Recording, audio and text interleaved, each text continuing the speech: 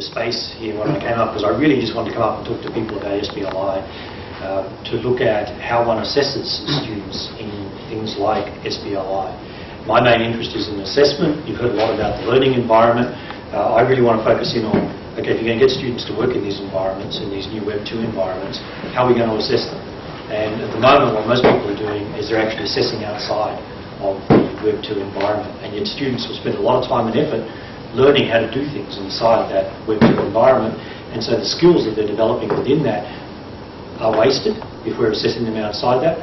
We're also sending a strong message to students that learning is one thing that we do over here, and here's a set of skills you do over here, but we're going to assess you over here, and there's a different set of skills that you're going to need to be able to pass this assessment and do well in the assessment. What we've done is set up a website, like everyone does. It's still early days for our website, so there's some resources up there, so please go and have a look at that. It's just the Transforming Assessment website. I was quite chuffed that Transforming Assessment had not been taken as a website, and so now we've got it, and I was quite pleased with that one.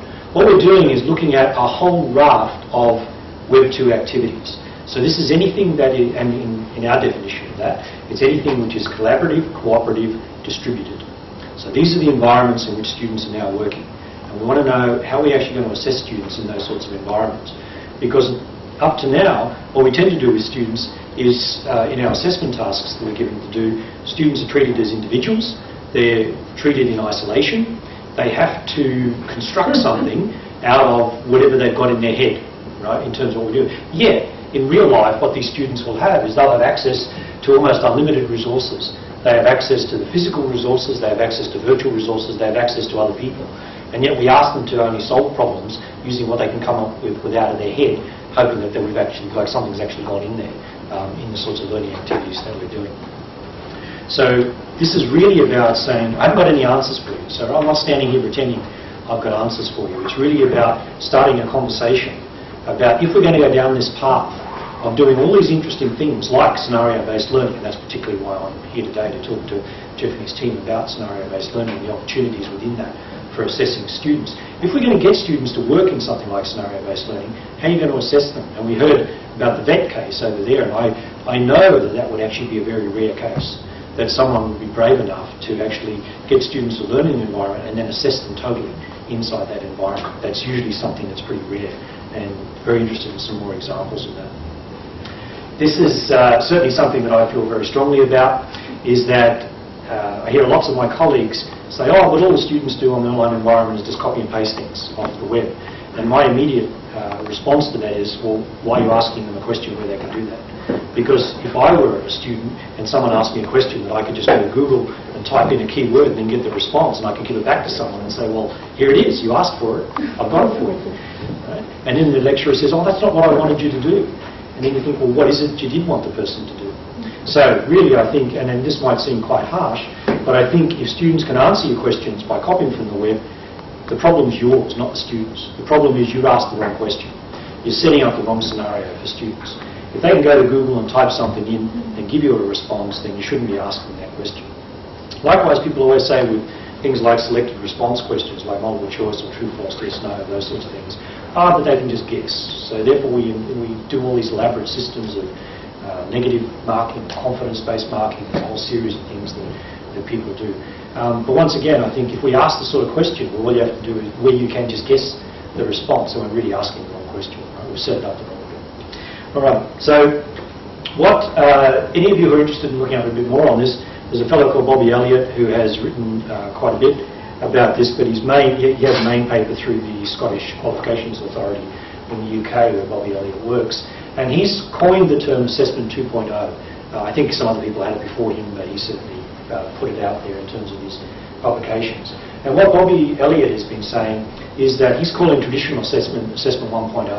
And that's where we treat students as isolated individuals, restrict their access to resources, sit them down with pen and paper in timed exams, and then get them to do whatever they can do in that time. And that's what he would call Assessment 1.0. He'd call Assessment 1.5 probably what most of us have been doing for the last few years in terms of computer-based assessment. These would be things like selected response questions. These are your multiple choice, true, false, yes, no, short text entry, hotspots, any of those things where you give a student something on the screen. They can click, or they can type a couple of words, or paste something in, or do something like that. And he said that's assessment 1.5, which is a long way from where we want to be. What Bobby Elliott is proposing is tool-assisted assessment as assessment 2.0, and that's where we actually open up the resources that we give students. So we actually allow them to use the things that are available to them to be able to solve the problem just like we do in real life. And again, some of you, I know, have already seen this slide, but this is one example from some of the work that we've been doing on interactive e-assessment, where what we've been trying to do is to take common learning management systems like Blackboard or Moodle, things that people are familiar with, looking at the types of questions that are asked inside those systems, and then saying, how can we make those more sophisticated in terms of the types of questions that we can ask students. And two of the typical things that we have been doing there is incorporating an interactive tool inside a question. So there might be like a web link. So even they might be using a multiple choice question or true, false, yes, no, short text entry, something like that, or a numerical one. We'll be saying, okay, here's the question, but you've got to click on this tool, which takes you off to a web page, which opens up a tool where you can actually manipulate data, or manipulate information, or manipulate a scene, or interrogate a scene in some way. And that's what this particular example is here. This is just from a Moodle discussion site. And again, I've looked at lots of discussion boards that staff use, and it's very rare to see staff actually incorporate something interactive inside a discussion board. It all tends to be very bland, text-based sort of things, very little multimedia, very little interrogation of an object or data or information or something. And so what we did here was to show people how they could very easily use, say, a QuickTime virtual reality image, and this one we picked was of the Bayo Tapestry. And the reason we picked this one was the Bayo Tapestry, the original, is about 70 metres long. And so if you're going to ask students to use the Bayo Tapestry to construct a response, then to give them a static image of the 70 metres is pointless, right? Because there's no detail in that. So what most people would do is to take a segment, right, just as I've got here, a segment out of the Bayo Tapestry, and say, okay, now construct your response from this segment that I've got here. But the problem with that is you've already determined how the student's going to be able to respond to that question, because you've given them, every student in the class has got the same segment. And then you get back to your responses, and then you whinge and you say, why do they all say the same thing? Why are they all giving me such a bland response? Right? And it's because you gave them a very bland question and very bland resources to use in the first place. So here, one of our suggestions, an easy one, will be if you include a QuickTime virtual reality image to the Bayo Tapestry, the student can scan the whole 70 metres of the Bayo Tapestry in real time while they're trying to answer the question. They can pick the scene that they want to use from the Bayo Tapestry to be able to construct their response. This is a really simple example. Now, there's lots of other interesting examples like that. You can do it with archaeological sites. You can do it inside factory floors. You know, why have they got X over here and Y over here? You can do it in mines. You can actually do it if you're doing three-dimensional structures of chemicals as well. You can move around inside a three-dimensional object, and you can say, why is that atom over there and this one over here, the most important ones in the molecule, in terms of the reactivity of that molecule, right? So you can incorporate these things in lots of different types of questions. You can incorporate them into multiple choice, true, false, yes, no, or open text entry ones like we've got here.